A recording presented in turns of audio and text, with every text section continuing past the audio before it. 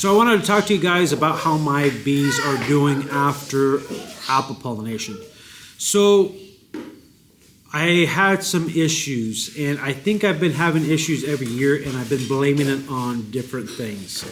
So the first year, I blamed it on mites, and I still think it was mites. But I think it was mites and the apple pollination. Second year, I think it was just the apple pollination because my bees were pretty much mite-free. They were looking pretty good coming out of almonds. This year, they looked really good coming out of almonds. They were mite-free, and I had some issues. So some of the issues that I had were once they came out of the orchards this year, some of them were just kind of stagnant. They didn't grow. Others slipped back, and I had some that died off. Now, some of the ones that died off, I only had like one or two in the orchards. Most of them were after, and there wasn't a lot that died off, but the ones that died off after the orchard, there was a lot of bees that just died inside the hive. And there was still honey, and so there should have been no reason that they died off the way they did. So it's almost like they got into something that caused them to die, brought something back to the hive or whatever. Some of them, they didn't die. It killed a lot of bees. The queen was still alive with a few bees, and I was able to salvage some of those. A lot of other ones, especially some of the older queens, they just weren't laying good no more. Some of them seemed like they were laying really good, but they weren't growing. And so some of those I left, and I kind of hurt myself. I should have just requeened them. Even though they looked good as far as laying a bunch of eggs, something was still off in that hive. Some of those that weren't laying very well, I hurried up and just requeened those. Those took off. Those look good. So the only thing I could think of that's going on is that when they're in the orchard, they're still spraying things like fungicides. So that's one of the things I think is going on. And a lot of these fungicides are supposed to be bee safe, but I'm not sure how safe they really are. I've heard some people talk, I want to say Bob Benny talked about some of the surfactants. I think when they sprayed blueberries, that he actually stopped doing the blueberry honey because of what they were spraying on them. Don't quote me on that, but that's what my memory says. I've slept since then, so I'm not sure. I could be wrong. But I don't know if any of you have ever seen the way they spray these apple orchards, but they have like a blower that really blows that chemical on everything. And they don't just spray at night. They spray in the daytime when they spray some of these fungicides.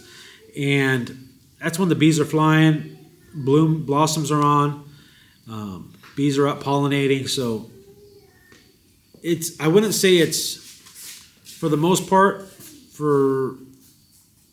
it's not killing the hives, and I'm not even sure 100% if it's that.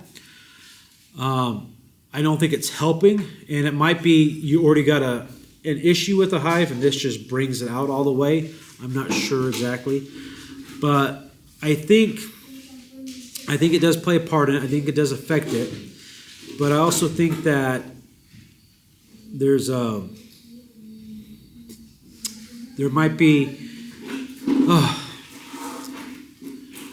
I think some of the other issues that could be happening is there's a bunch of apple orchards around here. So one person might have already had their bees pulled out, and they might be spraying something to kill off the insects. They might be spraying a pesticide. So I know this year, all of a sudden, he wanted me to get the bees out tonight if you can. And he was already out there starting to spray on some of the places I had pulled bees from. So it makes me wonder how much of that stuff can drift from an orchard right next door. And on top of that, when I pull my bees out, I pull them out of the orchard, but where I put my bees, there's other orchards around them. So I'm wondering if they're still flying on the blossoms while they're spraying some of these pesticides. Some of those are bringing it back, and that's why I'm seeing those dead outs like that. I'm not 100% sure why. Today, when I went and checked one of my yards, I think I put it out there three weeks ago, where I dropped them out up in some mountains and trees and everything, wildflowers, real nice place. But one hive was almost totally dead. There was just a few bees alive with the queen. And it looked like they had been dead a while. So I don't think it was anything up there in the mountains. The bees were starting to kind of get slimy, stink really bad inside of there. So I don't think the issue was up where I have them. I think it was when I brought them there. And but it makes me wonder. That was a new queen. That was this year's queen. So it makes you wonder kind of what's going on, what's all playing a part in it. And like, is it worth it putting them in the orchards for apples? So one thing with the apple pollination, you're only getting $65 a hive. So you're not getting a lot. And so you lose a hive, you lost several $65 worth of hives, right? So, and then if you don't have your growth, how much growth can you have? So something that's got to be weighed out. Is it really worth putting them in the apple pollination? I don't like, it seems like lately they just, and maybe not lately, maybe I just notice it more, but man, they sure put a lot of chemical down on the orchards, on all these fields, all these crops around us. Now, we do spray chemical, so we spray herbicides in the spring to kill off any of the weeds and stuff in our hay.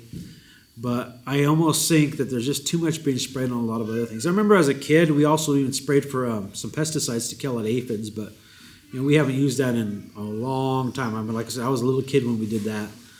So there's other ways to manage things, and sometimes maybe you need to take a little bit of a hit and not put all those chemicals down, because I think they're worse for you in the long run. I think it keeps you attached to those chemicals, and those companies love you for it, for sure.